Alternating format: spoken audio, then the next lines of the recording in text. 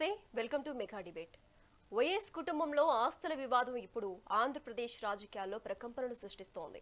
YS Rajasekhara Reddy ఆశయం ఏంటి?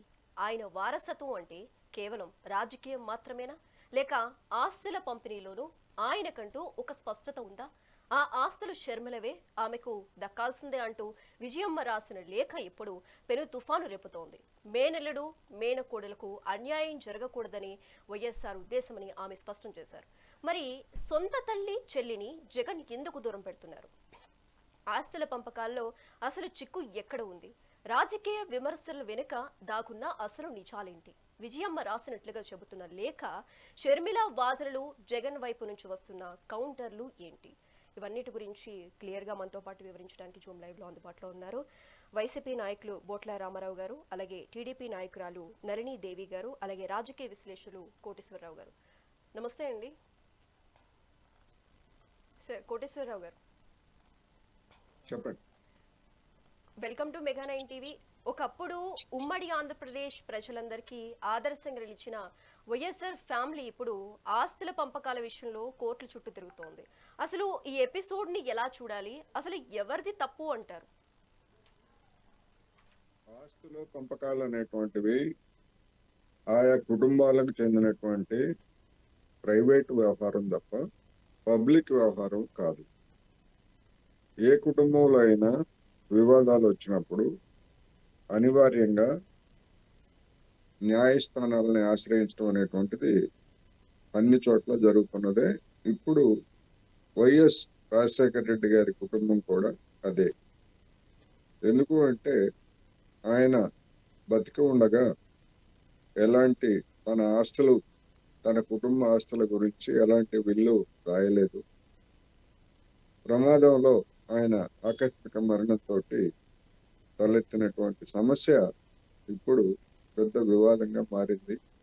Already కోర్టులకు ఎక్కింది అనేటువంటి కూడా తెలిసింది. అందువలన ఆ వివాదాన్ని న్యాయస్థానాలు పరిష్కరించాలి తప్ప రాజకీయ పార్టీలు షర్మిల గారికి మద్దతు ఇచ్చేటువంటి, లేదా ఇస్తున్నారు అని చెప్తున్నటువంటి వాళ్ళు కానీ, లేదా జగన్మోహన్ రెడ్డి గారిని బలపరిచేటువంటి వ్యక్తులు కావచ్చు, లేకపోతే మీడియా సంస్థలు కావచ్చు, ఇవేవి కూడా సమస్యని పరిష్కరించేందుకు ఎలాంటి అవకాశం లేదు వాటికి. అయితే రాజకీయాల్లో ఉన్నారు కనుక, విజయం గారు ఇప్పుడు ప్రస్తుతం రాజకీయాల్లో లేరు. ఆవిడ గతంలో రాజకీయాల్లో ఉండి పోటీ చేశారు. జగన్మోహన్ రెడ్డి గారు, అదేవిధంగా వైఎస్ షర్మిల గారు రాజకీయాల్లో ఉన్నారు కనుక ఈ వివాదాన్ని తమ ప్రయోజనాలకు వినియోగించుకోవడానికి కావచ్చు, లేకపోతే ఇతరత్ర లబ్ధి కోసం కొన్ని రాజకీయ పార్టీలు లేదా కొంతమంది వ్యక్తులు దీన్ని భూతత్వంలో చూపించి ఇదేదో రాష్ట్ర సమస్యగాను, లేకపోతే ఆంధ్రప్రదేశ్ ప్రజలందరి సమస్యగాను చిత్రించేందుకు ప్రయత్నిస్తున్నారు. దానికి మీడియా కానివ్వండి, లేకపోతే జనం కానీ అంత విలువ ఇవ్వాల్సినటువంటి అవసరం లేదు. అది వాళ్ళ కుటుంబ వ్యవహారం. కుటుంబాలు తేల్చుకుంటారు తప్ప వాళ్ళకి మద్దతు ఇచ్చేవాళ్ళు తేల్చలేరు, లేకపోతే విమర్శించే వాళ్ళు కూడా తేల్చలేరు. అయితే సమస్య ఏంటంటే ఇప్పుడు మీడియాలో కూడా ఆమె ఒక ప్రకటనలో చేశారు. ప్రత్యేకించి ఒక మీడియా, ఒక సంస్థను లేదా ఒక పత్రికను ఆ విధమైనటువంటి ప్రస్తావన చేయకుండా దీనికి సంబంధించి చిలవలు పలువలు కలిగించొద్దు, లేదా రాయొద్దు, లాగొద్దు అనేటువంటి విజ్ఞప్తి కూడా ఆమె చేశారు కనుక,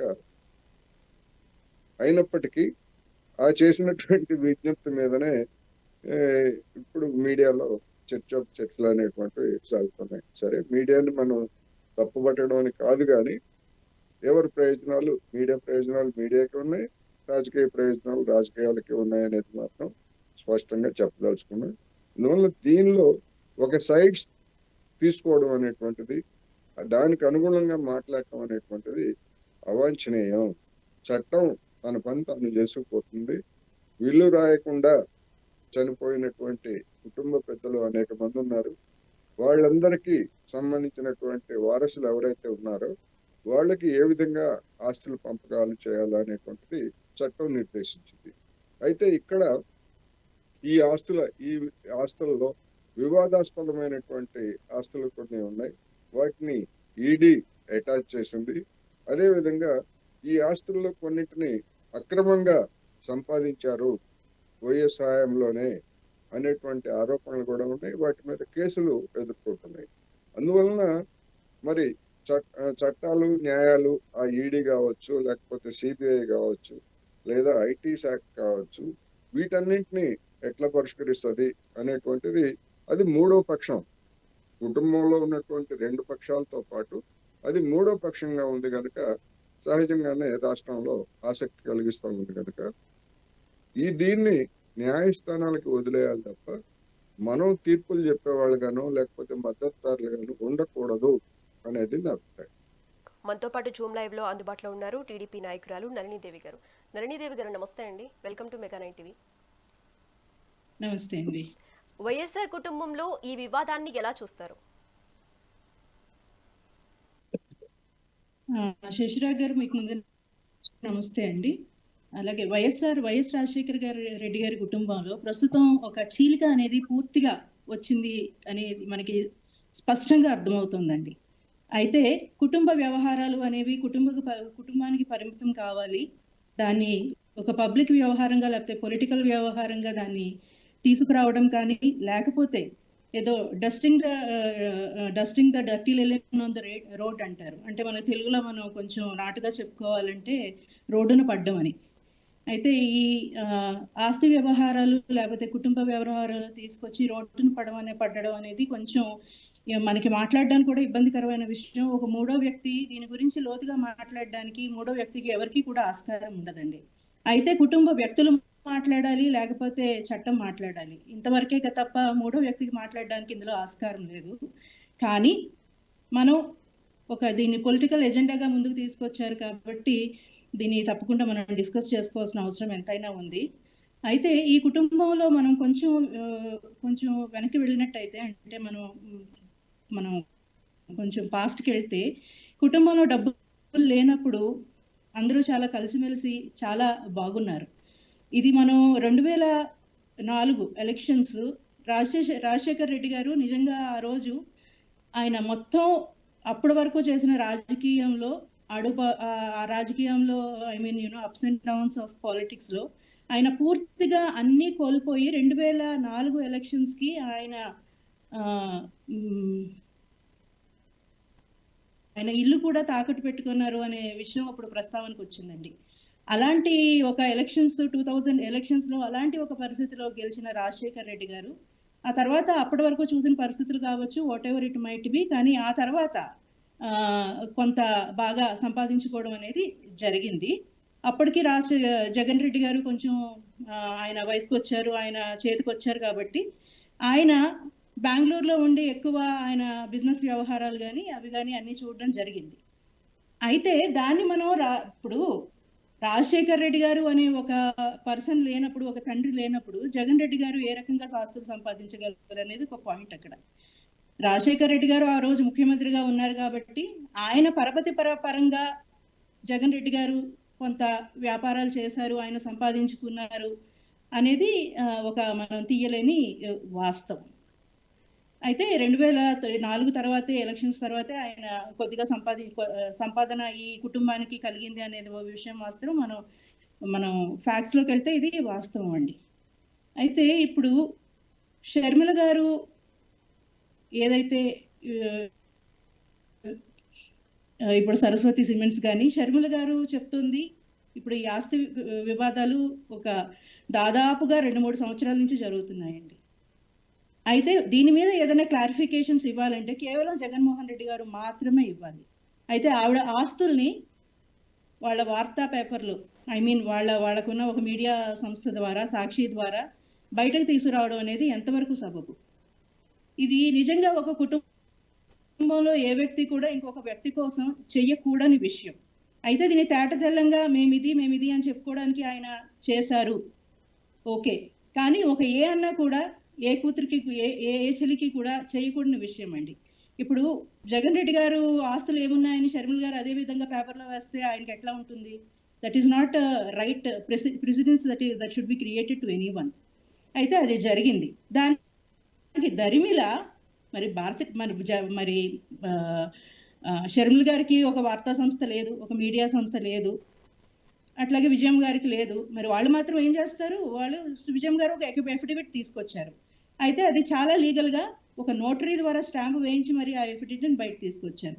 అంటే ఇది కేవలం నేను సంతకం పెట్టిన పేపర్ కాదు, this is a legal document. ఇప్పుడు రాజశేఖర్ రెడ్డి గారు నిజంగా ఒక బిల్లు రాసి ఒక లీగల్ డాక్యుమెంట్ ప్రొడ్యూస్ చేసినట్టయితే ప్రాబబ్లీ ఈ ప్రాబ్లమ్స్ అన్ని ఉండేవి కాదేమో. అయితే అన్ఫార్చునేట్లీ ఆయన ఆకస్మికంగా చనిపోయారు కాబట్టి ఇవన్నీ జరగలేదు. కాబట్టి ఇప్పుడు దాన్ని ఒక ఒక లెసన్ కింద తీసుకుని విజయమ్మ గారు ఈ పని చేశారు అని మనం అనుకోవచ్చు. విజయమ్మ గారు చాలా కూలంకషంగా చెప్పారు. 2009 రాజశేఖర్ రెడ్డి గారు చనిపోయే వరకు ఏ ఆస్తులు అయితే ఉన్నాయో అవన్నీ కుటుంబ పరంగా సంపాదించిన ఆస్తులే అని చాలా క్లియర్గా చెప్తున్నారండి. ఓకే, రాజశేఖర్ రెడ్డి గారు చనిపోయే వరకు జగన్ రెడ్డి గారికి what is his stature to earn anything on his own, అంటే ఆయన సొంతంగా సంపాదించడానికి ఆయనకి ఏం స్థాయి ఉంది. ఆ తర్వాత దరిమిలా ఆయన రాజకీయ నాయకులు అయ్యారు, కానీ అప్పటి వరకు అయితే ఆయనకి ఒక రాజకీయంగా స్థాయి అనేది ఆయనకి ఏది లేదు. అయితే అప్పుడు నేను సంపాదించాను అని అనడం ఎంతవరకు సబబు అనేది మనం ఇక్కడ ఒక విషయం. అయితే ఇంకా ఒక విషయం విజయమ్మ గారు చాలా క్లియర్గా అంటే ఈ విషయాలన్నీ కుటుంబ సభ్యులకు క్లియర్గా అందరికీ తెలుసు అనే విషయం ఆవిడ చాలా క్లియర్గా ఆ ఎఫిడవిట్లో చెప్పారు. అంటే కుటుంబంలో విషయాలు కుటుంబ సభ్యులు అందరికీ తెలుసు, బయట మనుషులకి తెలిసే ఆస్కారం లేదు అనేది ఇది చాలా క్లియర్గా ఉంది. ఇది ఏదైనా సరే కుటుంబ సభ్యులు పర్టికులర్గా ఆస్తి విషయాలు ఉన్నప్పుడు అండి, అది కుటుంబ సభ్యుల మధ్య మాత్రమే ఉంటుంది, వచ్చి అందరికీ రోడ్డు మీద ఎవరికి చెప్పరు. అలాంటప్పుడు ఇప్పుడు ప్రాబ్లం వచ్చినప్పుడు మాత్రం ఎవరు ఇంటర్ఫియర్ అవుతారు అందులో? ఇప్పుడు ఏదైనా వస్తే ఇప్పుడు ఈ ఎఫిడవిట్కి జగన్ రెడ్డి గారు వచ్చి ఆన్సర్ చెప్పాలి. అంతేగాని ఒక రాచమల్లు శివప్రసాద్ రెడ్డి గారు అనే వ్యక్తిని, ఒక థర్డ్ పర్సన్ని, though he is an political representative of the party, ఆయన్ని తీసుకొచ్చి ఈ విషయం మీద మాట్లాడించడం అనేది ఎంతవరకు సబబు? ఆయన ఒక థర్డ్ పర్సన్ కింద ఈ విషయంలో మాట్లాడడానికి ఎట్లా సరిపోతారు? ఇది కుటుంబం విషయం. దీన్ని తీసుకొచ్చి ఒక పొలిటికల్ ఎజెండా, దీనికి పొలిటికల్ కలర్ వేసి దాన్ని పొలిటికల్ పీపుల్తో మాట్లాడించడం అనేది ఇది చాలా wrong precedence that is created అండి. అయితే ఈ విషయం ఇక్కడ నేను ఒక విషయం చెప్పేశ్వరరావు గారు, దివంగత ముఖ్యమంత్రి ఎన్టీ రామారావు గారికి 12 మంది సంతానం అండి, 8 మంది కొడుకులు, అట్లాగే 4 కూతుళ్ళు. అయితే ఆడపిల్లకి సమాన ఆస్తి హక్కు ఉండాలి ఆయన చెప్పి దాన్ని చేసి మరీ చూపించి ఇంత 12 మంది సంతానంలో ఈ రోజు వరకు ఒక ఆస్తి తగాదా లేదు, ఒక ఆస్తి మీద ఒకళ్ళు మాట అనుకుంది లేదు, ఏ రోజు రోడ్డు మీద పడింది లేదు, అసలు ఆస్తి గొడవలే లేవు. అయితే మరి అంటే that belongs to the maturity of the head of the family అని నేను అంటాను. అదేవిధంగా ఆయన ఏదైతే చట్టాన్ని తీసుకొచ్చారో అది నాట్ ప్రీచింగ్ బట్ ప్రాక్టీసింగ్ అనేది ఆయన చేసి చూపించారండి. అయితే అలాంటి పొలిటీషియన్స్ ఉన్న ఈ రాష్ట్రంలో మనకి ఇట్లాగా జరగడం అనేది చాలా అన్ఫార్చునేట్ అని నేను చెప్తున్నానండి. గారు మనతో పాటు వైసీపీ నాయకులు రామారావు గారు కూడా జూమ్ లైవ్ లో అందుబాటులో ఉన్నారు. రామారావు గారు నమస్తే అండి. నమస్కారం మేడం. నమస్తే అండి. ముందుగా స్టార్ట్ చేసే ముందు మా మెగా 9 టీవీ ఒకసారి వైఎస్ విజయమ్మ రాసిన లేఖ ఒకసారి చదివే ప్రయత్నం చేస్తోంది, క్లారిఫికేషన్ కోసం మాత్రమే, మరో విధంగా కాదు. 2009లో వైఎస్ రాజశేఖర రెడ్డి గారి మరణం వరకున్న ఆస్తులన్నీ కుటుంబ ఆస్తులే. ఆస్తుల పంపకం ఎప్పుడూ జరగలేదు. అన్ని ఆస్తులను నలుగురు మనవళ్లకు సమానంగా పంచాలని వైఎస్ఆర్ ఉద్దేశం. ఇది ఆయన ఉద్దేశం కూడా. దగ్గర వాళ్ళందరికీ తెలిసిన వాస్తవం ఇది. అయితే ఎంఓయూలో షర్మిలకు రాసిన ప్రతి ఆస్తి న్యాయంగా ఆమెకు చెందాల్సిందే. అందుకే జగన్ ఎంఓయూ రాశాడు. నిజానికి తనకు తక్కువే రాశాడు. సరస్వతి సిమెంట్తో సహా ఎంఓయూలో లేని యలహంక ల్యాండ్ కూడా షర్మిలాదే. ఇచ్చాను అని చెబుతున్న డబ్బు షర్మిల వాటాకు ఇచ్చిన డివిడెంట్ మాత్రమే. ఆస్తుల విషయంలో జగన్ తన మేనల్లుడికి మేనకోడలికి ఇప్పటి వరకు అన్యాయం చేశాడు. ఎప్పటికైనా న్యాయం చేస్తాడని తన తల్లిగా ఆశిస్తున్నాను అంటూ మరోవైపు ఆస్తుల పంపకం జరగలేదు. ఇప్పుడు చదువుతున్న షర్మిల ఆస్తుల లాంటివి వైఎస్ఆర్ జగన్కు కూడా ఇచ్చారు. అది ఆస్తి పంపకం కాదు, నిజం ఏమిటో నా దేవుడికి నా కొడుకుకి కూడా తెలుసు. గ్లోబల్ ప్రచారం చేయటానికి మీరెవరు? మీరు ఎంత కాదన్నా దేవుడి న్యాయమే న్యాయం. అసత్యాల ప్రచారం మానుకోవాలని వైఎస్ఆర్ భార్యగా చేతులు జోడించి మరీ అడుగుతున్నాను. మళ్ళీ మళ్ళీ మీడియాలో ప్రస్తావించొద్దని వేడుకుంటున్నా. దేవుని సాక్షిగా నేను రాసినవన్నీ వాస్తవాలు మాత్రమే. ఇట్లు వైఎస్ విజయ రాజశేఖర రెడ్డి అంటూ విజయమ్మ నిన్న ఒక లేఖని రాయటం జరిగింది. అసలు విజయమ్మ స్వయంగా లేఖ రాశాక కూడా ఇంకా షర్మిలపై వైసీపీ నేతలు వ్యక్తిగత విమర్శలు చేయటం సమంజసం అంటారా? ఏమంటారు? అంటారండి. ఇక్కడ ఈ లేఖ అనేటువంటి అంశం చూస్తే ఈ లేఖ ఎవరికి రాశారు అనేది ఒక ప్రశ్న ఉత్పన్నమవుతున్న పరిస్థితి ఉంది.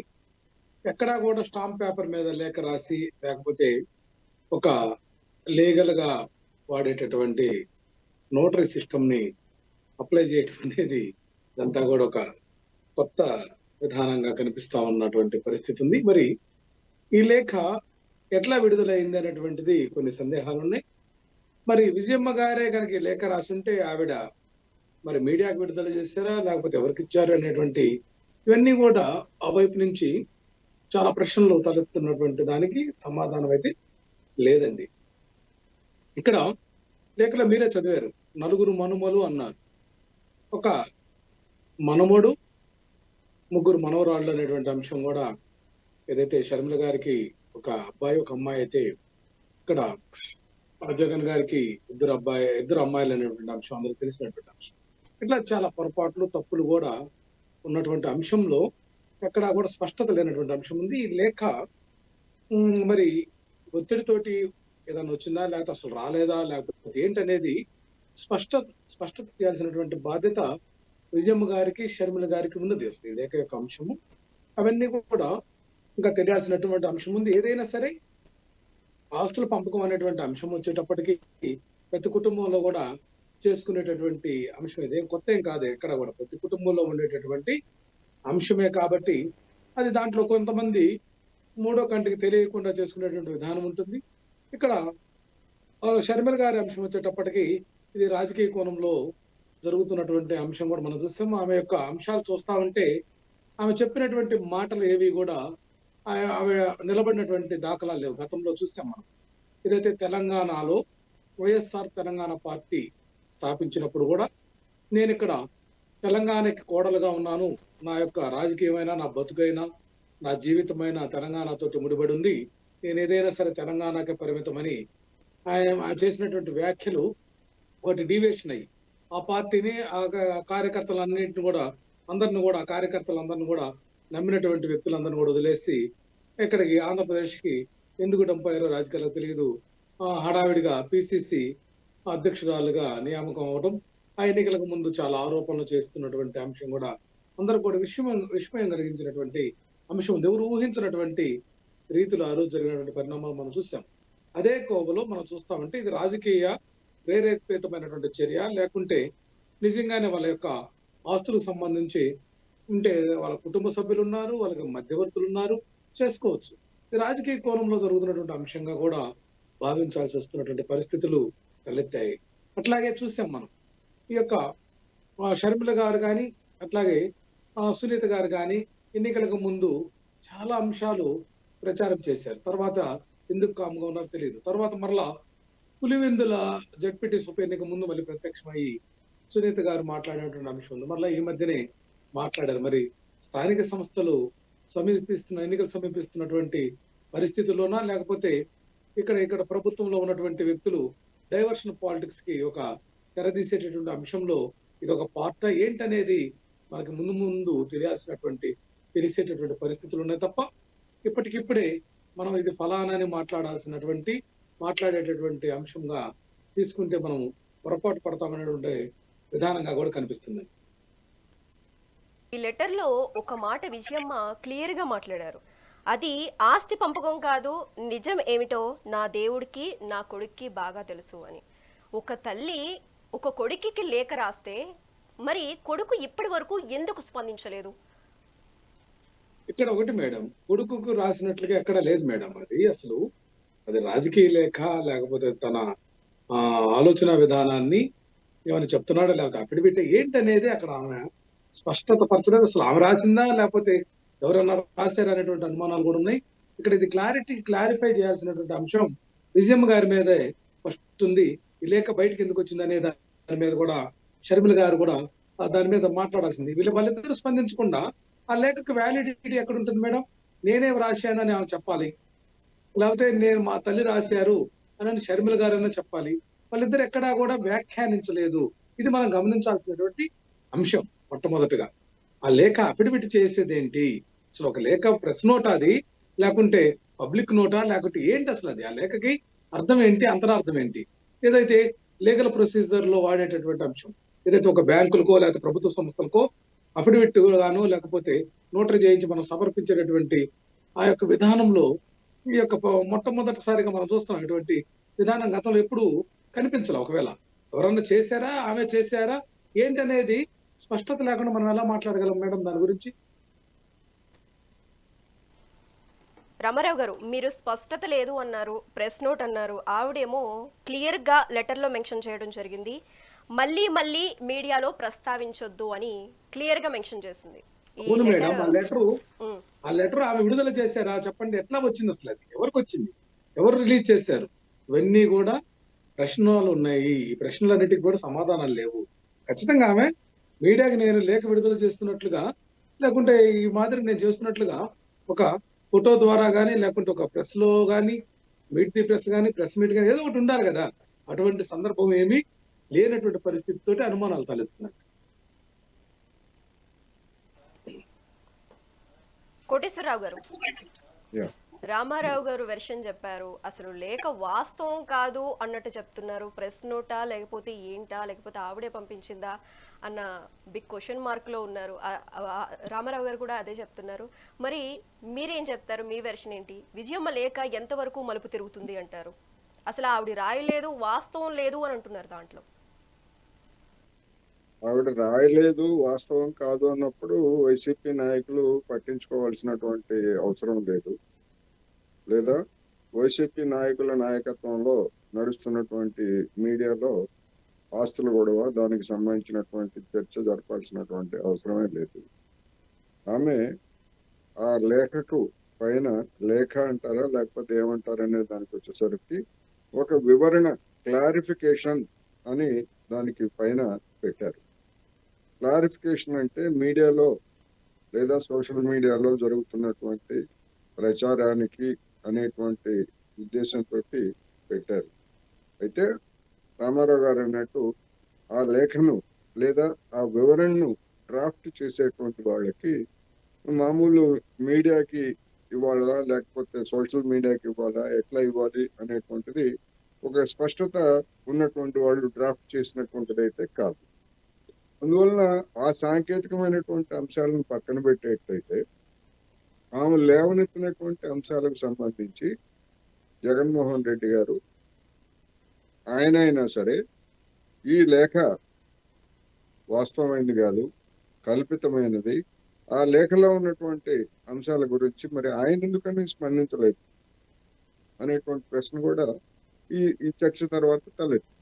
అందుకని ఒకవైపు నుంచే కాదు, విజయమ్మ గారు ఎందుకు వివరణ ఇవ్వలేదు, లేకపోతే షర్మిల గారు ఎందుకు వివరణ ఇవ్వలేదు అనేదిగా అడిగేటువంటి వాళ్ళు, నేను అడగట్లేదు, అడిగేటువంటి వాళ్ళు వైసీపీ రామారావు గారు కావచ్చు, ఇంకెవరైనా కావచ్చు, మరి జగన్మోహన్ రెడ్డి గారు ఎందుకు స్పందించలేదు?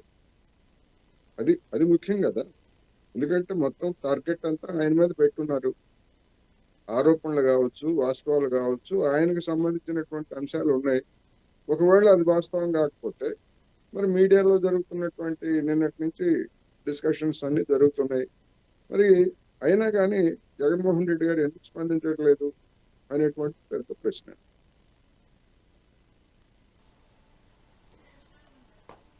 కోటేశ్వరరావు గారు, ఈ ఆస్తుల వివాదం అనేది ఇప్పటి నుంచి వస్తున్నది కాదు, చాలా కాలం నుంచి వస్తున్నది. మరి దీనికి ఫుల్ స్టాప్ అనేది లేదా? ఒక విధంగా నాదో క్వశ్చన్ అండి, తల్లిని చెల్లిని ఎందుకు దూరం పెట్టాల్సి వచ్చింది అని అంటారు? తల్లిని చెల్లిని ఎందుకు దూరం పెట్టాల్సి వచ్చింది లేకపోతే భార్యని ఎందుకు దూరం పెట్టాల్సి వచ్చింది, ఇవన్నీ కూడా నేను నా అభిప్రాయం ఏంటంటే వ్యక్తిగతమైనవి. ఇప్పుడు ఎన్టీ రామారావు ఉన్నారు, సీనియర్ ఎన్టీ రామారావు చనిపోయిన తర్వాత ఆయన ఆస్తులకు సంబంధించినటువంటి వివాదాలు లక్ష్మీ పార్వతి, అదేవిధంగా లక్ష్మీ పార్వతి వర్సెస్ ఎన్టీఆర్ కుటుంబ సభ్యుల మధ్య జరిగాయి కదా. దశాబ్దాల తరబడి కోర్టుల్లో కేసులు నడిచాయి కదా. అందుకని ప్రతి కుటుంబానికి ఇవి ఉంటాయి. ఎన్టీ రామారావు రెండవ భార్యగా లక్ష్మీ పార్వతి, ఆమె ఆస్తులు ఆయన ఆస్తులకు వారసురాలు నేనే అని క్లెయిమ్ చేశారు. కోర్టులలో వివాదాలు నడిచాయి.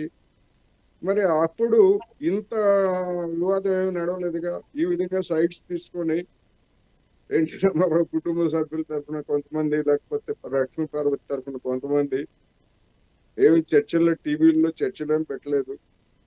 లేకపోతే అటు కొంతమంది ఇటు కొంతమంది తారసిల్లు ఏం మాట్లాడలేదు. ఎందుకని మాట్లాడలేదు? ఇప్పుడు ఎందుకు మాట్లాడుతున్నారు? అందుకని మాట్లాడటం వెనకాల కూడా ఖచ్చితంగా రాజకీయం ఉన్నది. నేను అందుకే చెప్తున్నా, ఒక విశ్లేషకుడిగా, ఒక జర్నలిస్ట్గా దీన్ని ఆ పరిధికి మించి ఉపయోగించుకోవడానికి చూస్తున్నారు కొంతమంది. దాని వలన ఈ రాష్ట్ర ప్రజలకి ఒరిగేదేమీ లేదు.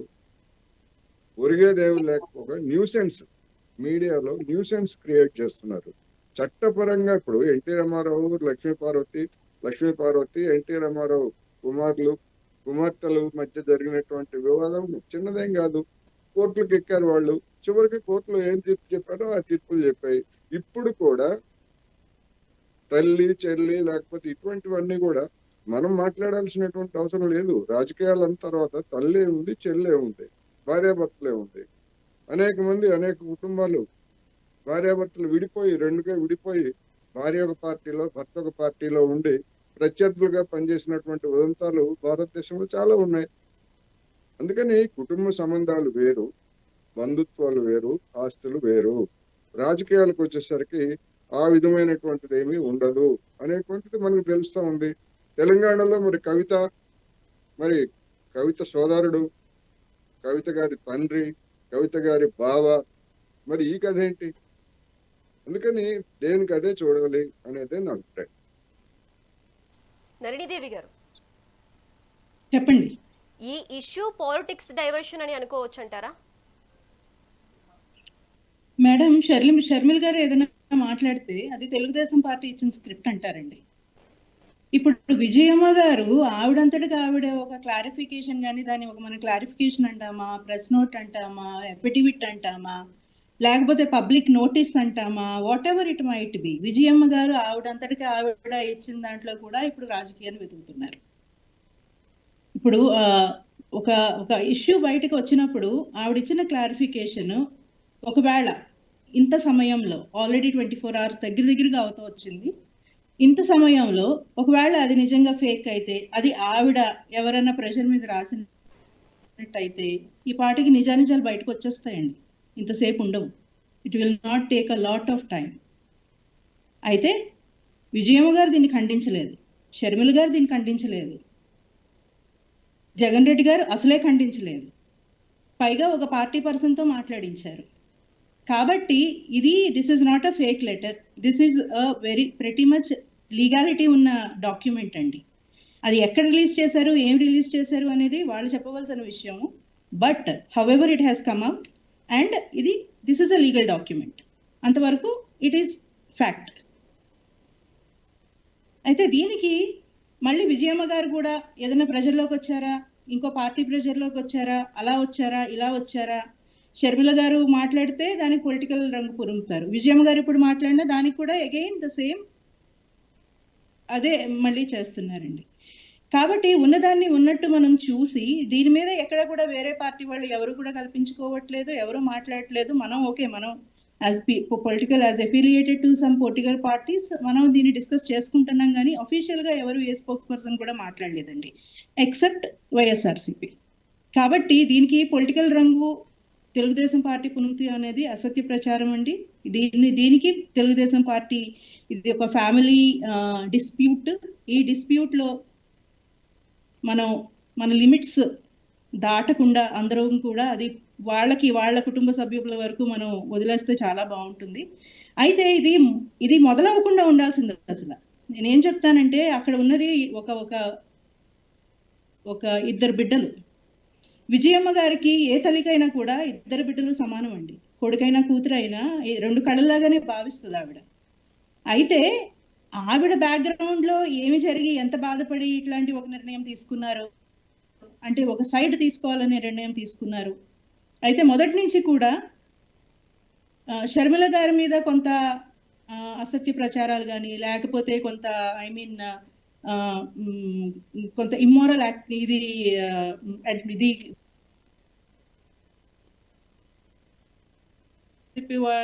వారు అనేది మనందరికీ తెలిసిన విషయం. ఎవరు పంచ్ ప్రభాకర్ లాంటి ఒక చీప్ టాక్టిక్స్ తో మాట్లాడే ఒక వ్యక్తి ద్వారా ఆవిడ మీద అసత్య ప్రచారాలు చెప్పించడం, ఇవన్నీ వీటిని ఖండించకపోవడం, ఇవన్నీ కూడా కొంత లిమిట్ దాటి వెళ్ళిపోయినాయండి. అయితే ఇప్పుడు నేను ఈ కుటుంబ వ్యవహారం ఏదైతే ఉందో ఇది బియాండ్ రిపేర్ వెళ్ళిపోయింది అని మాత్రం చాలా గట్టిగా అనిపిస్తుందండి. అయితే ఇది కోర్టుల వరకు ఫ్యామిలీ వరకు ఉంటే చాలా బాగుండేది, కానీ ఇది ఆల్రెడీ రోడ్డు మీదకి వచ్చేసింది. And we have left with no other choice other than discussing about it. అంతే గారు, నళినీదేవి గారు అలాగే కోటేశ్వరరావు గారు మాట్లాడడం జరిగింది. వాళ్ళ మాటలు బట్టి మీరేం చెప్తారు? నాదొక మాట, రాజన్న రాజ్యం అని చెప్పే జగన్ ఏ ప్రెస్ మీట్ జరిగినా ఏ కార్యక్రమం జరిగినా రాజన్న ముందుగా వైఎస్ రాజశేఖర రెడ్డి అన్న పేరు ముందుగా వస్తుంది జగన్ నోటి నుంచి. మరి రాజన్న భార్య విజయమ్మ తల్లి మాటను ఎందుకు గౌరవించడం లేదు అంటారు? ఇప్పటి వరకు ఎందుకు స్పందించలేదు? ఇక్కడ మనం అర్థం చేసుకోవాల్సిన అంశాలు కొన్ని ఉన్నాయి మేడం. ఇది ఫక్తు రాజకీయ ఆటగా కనిపిస్తున్నటువంటి అంశము. మనం చూస్తామంటే షర్మిల గారికి ఆమెకు సంబంధించినటువంటి ఆస్తుల అంశంలో ఇందాక ఒక మాట వచ్చింది.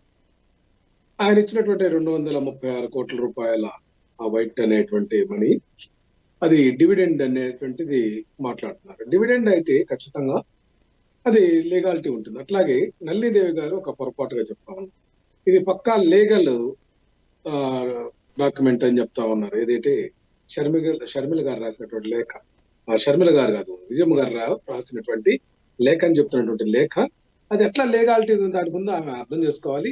దానికి ఏమాత్రం లీగల్ గా దానికి ఏమాత్రం కూడా వ్యాలిడిటీ లేదనేది నేనైతే చెప్పగలను. ఎందుకంటే మరి లీగాలిటీ ఉంటే దాన్ని క్లెయిమ్ చేసుకొని ఆస్తులు పంచుకోవచ్చు కదా. ఆస్తులు పంపకం కనుక జరిగితే ఆ లేఖ ప్రకారం దానికి లీగాలిటీ ఉన్నట్లు. ఆ లేఖ అనేటువంటిది ఇది ఒక కొత్త సాంప్రదాయం, కొత్త పద్ధతిగా కనిపిస్తుంది అని చెప్పేసి ప్రతి ఒక్కరు కూడా ఆలోచన చేస్తారు. ఓహో, ఇక్కడ ఆంధ్రప్రదేశ్ రాజకీయాలు చంద్రబాబు రాకమునుపు చంద్రబాబు వచ్చిన తర్వాత ఏ విధంగా మార్పులు చెందాయనేటువంటి అంశం, అసలు రాజకీయాల యొక్క విధానం కానీ నైతిక విలువలు కానీ అట్లాగే రాజకీయ పార్టీల యొక్క అంశంలో కూడా చూసాం. మనం అనేక రకాలుగా మార్పులు సంభవిస్తున్నటువంటి పరిస్థితి మనం చూస్తున్నటువంటి విధానం కూడా చూస్తా ఉన్నాం.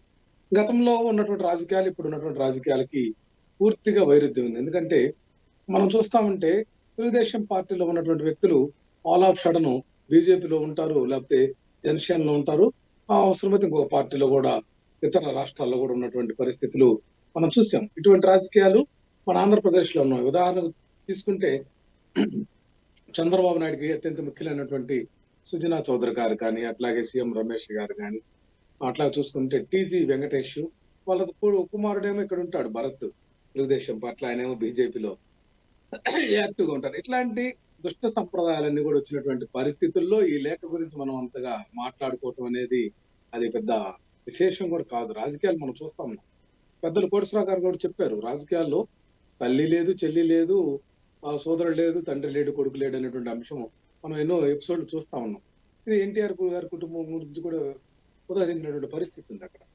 ఈ అంశాలన్నీ కూడా తీసుకుంటే మనం ఏదేమైనా సరే ఈ లేఖ పట్ల ఖచ్చితంగా విజయమ్మ గారు ప్రత్యక్షంగా మీడియాకు గనక వచ్చి మాట్లాడే వరకు కూడా ఈ యొక్క లేఖకు మినిమం వ్యాలిడిటీ కూడా లేనటువంటి ఆ యొక్క పత్రం అనేటువంటి అంశం ఖచ్చితంగా చెప్పగలం మేడం. ఎందుకంటే ఆవిడ అనౌన్స్ చేయాలి, నేను ఈ లేఖను పంపిస్తున్నానని చెప్పి ఎక్కడన్నా ఒక వీడియో కానీ ఒక ఫోటో కానీ ఎటువంటిది లేకుండా ఆవిడ లేఖని మనం ఎట్లా చెప్తాం మేడం? ఇలా ఏఐ టెక్నాలజీ వచ్చింది, రకరకాల టెక్నాలజీ వచ్చినాయి. మనం గతంలో కూడా చూసాం. షర్మిల గారి మీద వీళ్ళు ఈ రోజు సానుభూతి చెప్తా ఉన్నారు. ఎన్టీఆర్ భవన్ ఏదైతే తెలుగుదేశం పార్టీ కార్యాలయం తెలంగాణలో ఉందో ఆ కార్యాలయం నుంచి ఐటీడీపీ కార్యకర్తలు, అట్లాగే బాలకృష్ణ ఇంటి నుంచి కూడా ఐటీడీపీ కార్యకర్తలు షర్మిల గారి మీద అసభ్యకరంగా దుష్ప్రచారం చేస్తే అడ్డుకున్నది మేమే, వైఎస్ఆర్ కాంగ్రెస్ పార్టీ జగనన్న సైనికులు అనేది మర్చిపోవద్దు. ఈరోజు ఏదో కాలం ఏదో కలిసి వచ్చిందనో లేకుంటే ఆ కాల అనుబంధంగా ఏదో కొన్ని అంశాలు మీకు దొరికితే దాని గురించి మాట్లాడటం మీకు నైతికత అనేది ఎక్కడుందని చెప్పి మేము ప్రశ్నిస్తా ఉన్నాం. ఈ అంశాల్లో షర్మిల గారి గురించి ఎంత నీచాతినీచంగా రోజు చేయించినటువంటి అంశాన్ని కూడా గుర్తుపెట్టుకోవాలి. అయితే ఈ అంశాన్ని కుటుంబ సమస్య ఇది, కుటుంబంలో పరిష్కరించుకుంటే మంచిది. దాన్ని భవిష్యత్తే దీనికి కాలమే నిర్ణయిస్తుంది. దీనికి సమస్యకు పరిష్కారం అనేటువంటిది ఖచ్చితంగా ఉంటుంది, కాలమే నిర్ణయిస్తుంది. దీంట్లో ఒక్కొక్క అంశం కూడా ఉంది మేడం, గతంలో కూడా నేను చూసినటువంటి అంశం కూడా ఏంటంటే ఒకటి మేడం, చిన్న సబ్మిషన్ మేడం, ఇక్కడ సరస్వతి పవర్ షేర్స్ ఇవన్నీ కూడా నాకు వాటా కావాలని చెప్పేసి వాటన్నిటి కూడా నాకు బదలాయించమని క్లెయిమ్ చేశారు షర్మిల గారు.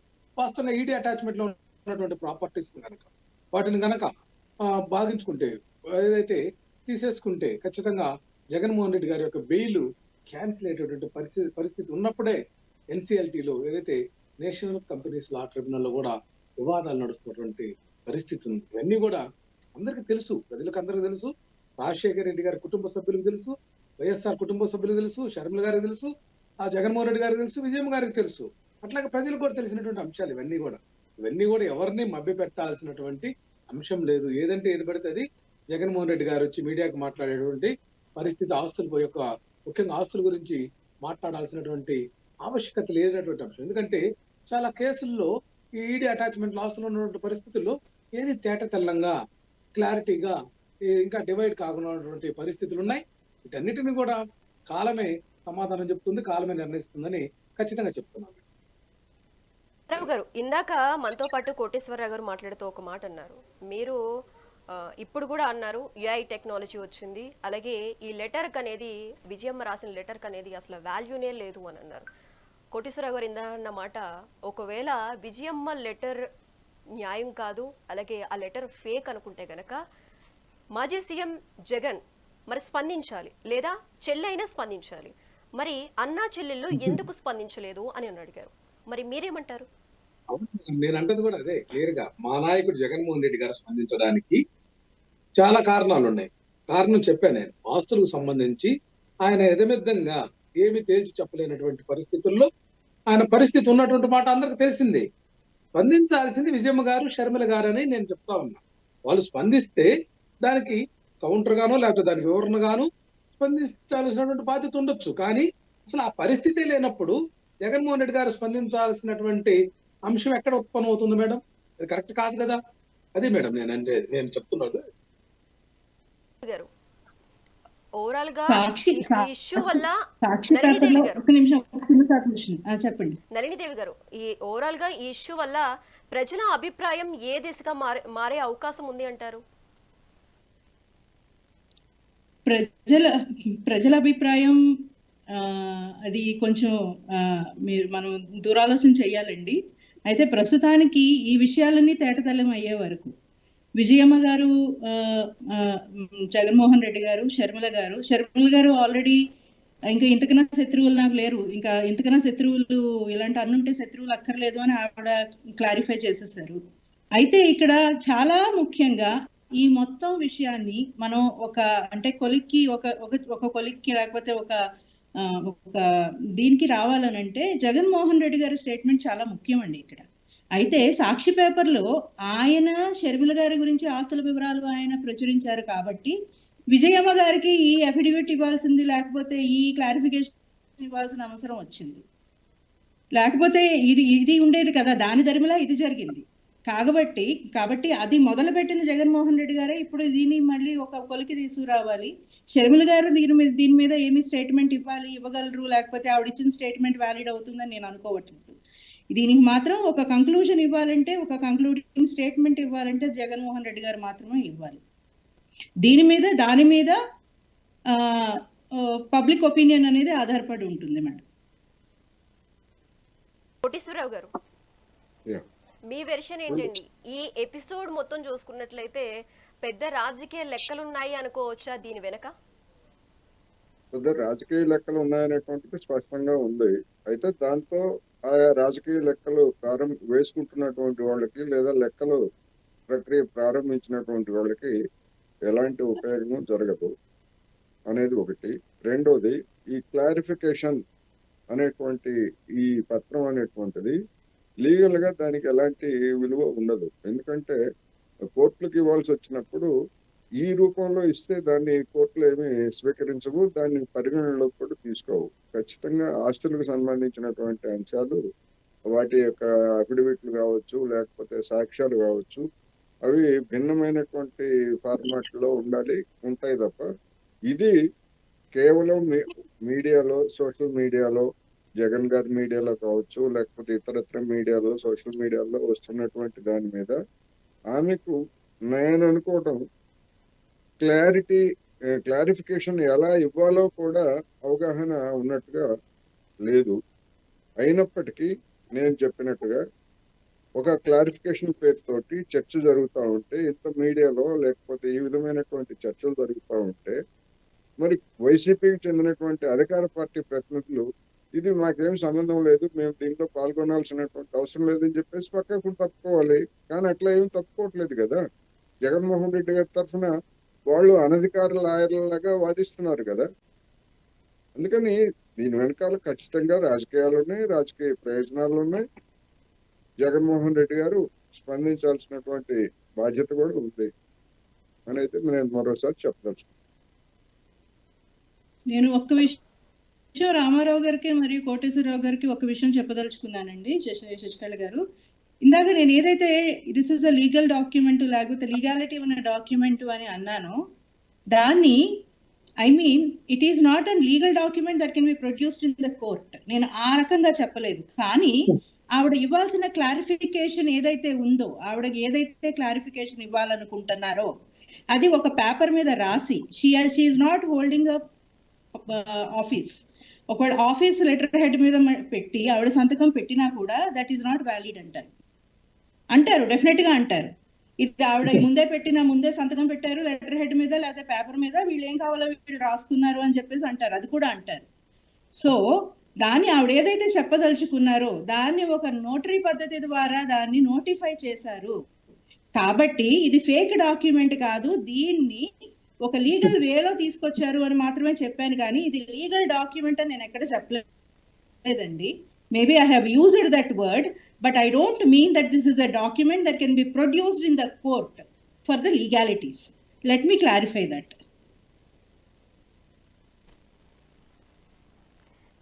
రామారావు గారు, నళినీదేవి గారు లెటర్ పై ఒక క్లారిటీ ఇవ్వటం జరిగింది. వైసీపీ పార్టీలో ఇప్పటి వరకు కార్యకర్తలు కావచ్చు, అలాగే వైసీపీ అధినేత మాజీ సీఎం జగన్ ఎవరైతే ఉన్నారో, విజయమ్మ కొడుకు జగన్ ఇప్పటి వరకు ఈ లెటర్ పై స్పందించలేదు. మరి వైసీపీ పార్టీలో పస లేదు అనుకోవచ్చా? మరి ఏమంటారు మీ మాటల్లో? వైసీపీ పార్టీలో పస కాదు మేడం, వైసీపీకి నైతిక విలువలు ఉన్నాయి, బాధ్యతలు ఉన్నాయి.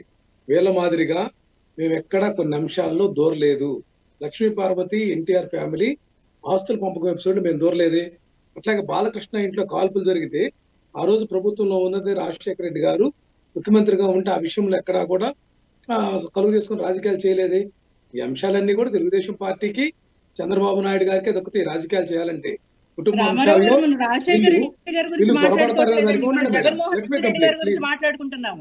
జగన్మోహన్ రెడ్డి గారి నైతిక విలువల గురించి మనం మాట్లాడుకున్నాము. రాజశేఖర రెడ్డి గారి మాకు చాలా గౌరవం ఉంది, మేము ఆయన ఏమి అనట్లేదు, మేము ఏ రోజు ఆయన ఏమి. చంద్రబాబు నాయుడు గారి యొక్క క్షుద్ర మీరు నైతిక విలువల గురించి మాట్లాడదలుచుకుంటే జగన్మోహన్ రెడ్డి గారి నైతిక విలువల గురించి మాట్లాడారు. రాజకీయాలకి, కుట్రపూరిత రాజకీయాలకి ఉదాహరణ చెప్తా వినండి.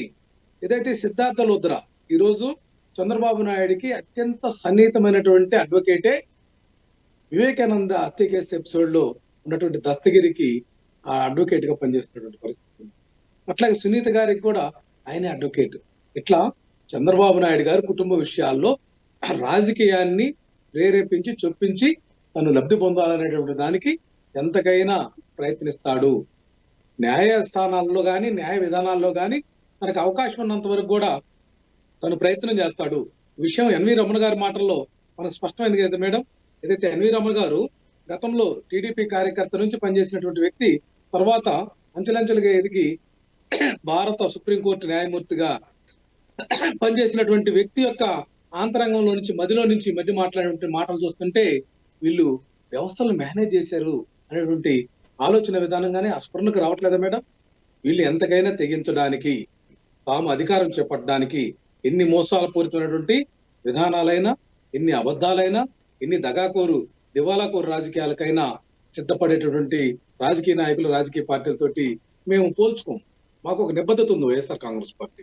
మాట తప్పని మడమ తిప్పినటువంటి మేనిఫెస్టోని ఖచ్చితంగా అమలు చేయాలనేటువంటి ఆలోచన విధానం, ఒక పారదర్శకమైనటువంటి ట్రాన్స్పరెంట్ మెథడ్లో పాలిటిక్స్ ని తీసుకురావాలనేటువంటి ఆలోచన, కానీ క్రిస్టల్ క్లియర్ గా ఏదైనా సరే స్పష్టం చేసి ప్రజల్ని మభ్యపెట్టి మోసం చేయాలనేటువంటి విధానంలో ఎక్కడా కూడా వైఎస్ఆర్ కాంగ్రెస్ పార్టీ ఎక్కడా ఉండదు. దానికి ఉదాహరణే 2014లో మేము రైతు రుణమాఫీ అనేటువంటి అంశం ప్రకటిస్తే చంద్రబాబు నాయుడు గారు ఆ రోజు అధికారంలోకి వచ్చేవాళ్ళండి. నిన్న మేనిఫెస్టోలో ప్రకటిస్తే వచ్చేవాళ్ళ, అట్లాగే లేకపోతే కలగూర గంప పార్టీలుగా పెట్టి రకరకాల విధానాలతోటి వచ్చి కొట్లాడుకొని పంచుకొని తినడానికి మేము ఈ రాజకీయ వేదికని ఉపయోగించుకోం. మేము రాజ్యాధికారం అనేది మాకు కాదు, ప్రజా శ్రేయస్సు లేదా ప్రజలకు స్పష్టమైన విధానం ఉండాలనేది వైఎస్ఆర్ కాంగ్రెస్ పార్టీ విధానం.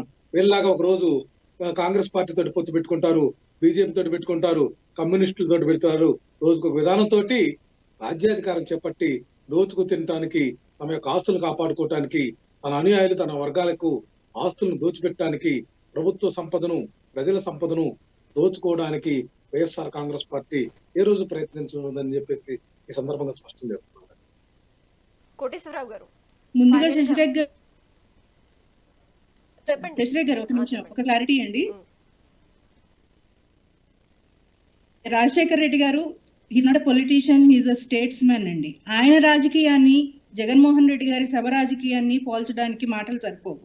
కాబట్టి రాజశేఖర్ రెడ్డి గారిని జగన్మోహన్ రెడ్డి గారితో పోల్చకుండా ఉంటే ఆయన గౌరవం ఆయనకు ఉంచినట్టు ఉంటుంది. కాబట్టి మనం ఆయన వరకు వెళ్ళొద్దు, జగన్మోహన్ రెడ్డి గారి నైతిక విలువల గురించి మాట్లాడుకుందామండి. అయితే మడమ తెప్పుడు మాట తప్పుడు అనేది చెల్లెల విషయంలోనే మడమ తిప్పి మాట నిలబెట్టుకోవాలని చంద్రబాబు నాయుడు లాగా సొంత తమ్ముడిని మోసం చేయలేదు, సొంత కుటుంబాలు మోసం వివేకానంద రెడ్డి గారు జగన్మోహన్ రెడ్డి గారు మీరు మాట్లాడారు సార్, నన్ను మాట్లాడివ్వండి. జగన్మోహన్ రెడ్డి గారు కుటుంబంలో ఏది జరిగినా కూడా లేకపోతే చంద్రబాబు నాయుడు గారు ఉన్నారు అని చెప్పి వివేకానంద రెడ్డి గారి సిబిఐ ఎంక్వైరీ జగన్మోహన్ రెడ్డి గారు ఎందుకు వేయలేదు? ఆయన సిబిఐ ఎంక్వైరీ వేయలేదు కాబట్టి సునీత గారు చంద్రబాబు నాయుడు గారి దగ్గరికి రావాల్సి వచ్చింది.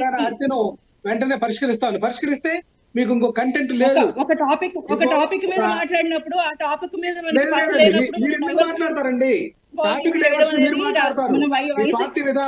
వైఎస్ఆర్సీపీ పార్టీ నుంచి నేర్చుకోవాలండి. మీకు రాజకీయాలు ఖచ్చితంగా వివేకానంద రెడ్డి గారు వాళ్ళ కుటుంబ వ్యక్తి చనిపోయినప్పుడు కూడా మీరు విషపడుతున్నటువంటి నారాసుర చరిత్ర దానికి ఆ రంగు పురుగు. వాళ్ళ కుటుంబంలో ఏది జరిగినా కూడా అది తెలుగుదేశం పార్టీ ప్రాబ్లం అయినట్టు, అది చంద్రబాబు నాయుడు గారి పార్టీ ప్రాబ్లం అయినట్టు ఆ రంగు పొలవడం అనేది వైసీపీ నాయకులకి, వైసీపీ పార్టీకి ఒక అలవాటుగా మారిపోయింది.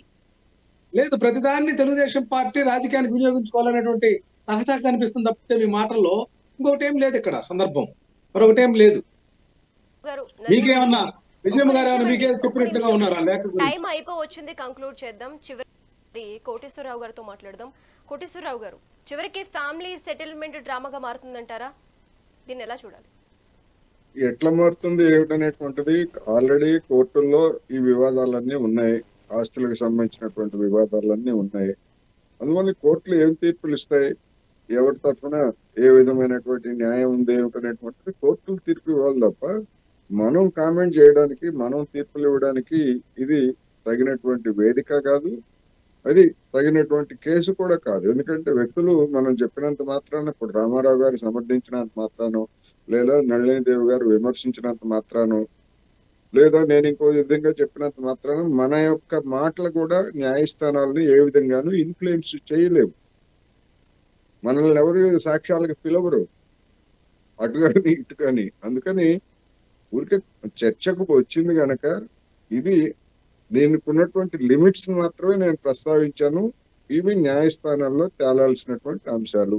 ఇక రాజకీయ పరమైనటువంటి లెక్కలు అంటారా, ఎవరి అవకాశవాదం వాళ్ళకు ఉంది. ఉదాహరణకు దగ్గుబాటి వెంకటేశ్వరరావు గారు వైసీపీలో ఉంటారు, దగ్గుబాటి వెంకటేశ్వరరావు గారు సతీమణి ఏమో బీజేపీలో ఉంటారు.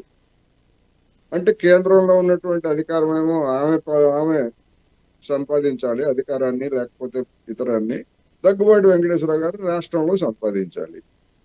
కుటుంబాల గురించి లేదా విలువల గురించి వలువల గురించి మనం ఇట్లా చెప్పుకునేట్లయితే ఎక్కడికి పోతాం మనం? అందుకని ఎవరి అవకాశవాదం, ఎవరి రాజకీయాలు వాళ్ళు చేస్తున్నారు. అందుకని వాళ్ళ గురించి వీళ్ళు, వీళ్ళ గురించి వాళ్ళు. ఇది చట్టబద్ధమైనటువంటి అంశం గురించి కనుక మనం చెప్తున్నాం. అదే రాజకీయాల గురించి చర్చ పెట్టారనుకోండి, అది డిఫరెంట్ గా ఉంటుంది. అందుకని అంతవరకే మనం పరిమితం కావాలి. ఇది చట్టబద్ధంగా ఉన్నటువంటి అంశం, కోర్టులు తేలాల్సినటువంటి అంశం తప్ప మరొకరు ఎవరికి జోక్యం లేదు. ఒకవేళ ఎవరైనా ఈ కేసులో ఇంప్లీట్ కావాలంటే కావచ్చు, జగన్మోహన్ రెడ్డి గారి తరఫున కావచ్చు, లేకపోతే షర్మిల గారి తరఫున కావచ్చు, వాళ్ళ దగ్గర ఏమైనా ఆధారాలు ఉంటే. ఇప్పుడు ఎందుకంటే షర్మిల విజయం గారు రాసినటువంటి లేఖలో అనేక మందికి అసలు విషయాలన్నీ తెలుసు అనేటువంటి ఒక పదజాలం కూడా వాడారు కదా. అట్లా తెలుసు అన్నప్పుడు ఆ తెలిసిన దానికి కూడా ఆధారాలు ఉండాలి. అందుకని ఇవన్నీ కూడా చాలా కాంప్లికేటెడ్ ఇష్యూస్. వాటి జోలికి మనం వెళ్లాల్సినటువంటి అవసరం లేదు. ఇది అనవసరమైనటువంటి రచ్చ. దీంతో రాష్ట్రానికి వదిలేయలేదు. రాష్ట్రంలో ఉన్నటువంటి సమస్యలను పక్కదారి పట్టించడానికి సక్సెస్ఫుల్ గా మీడియా దీన్ని ఉపయోగించింది అని కూడా నేను చెప్పదలుచుకున్నాను.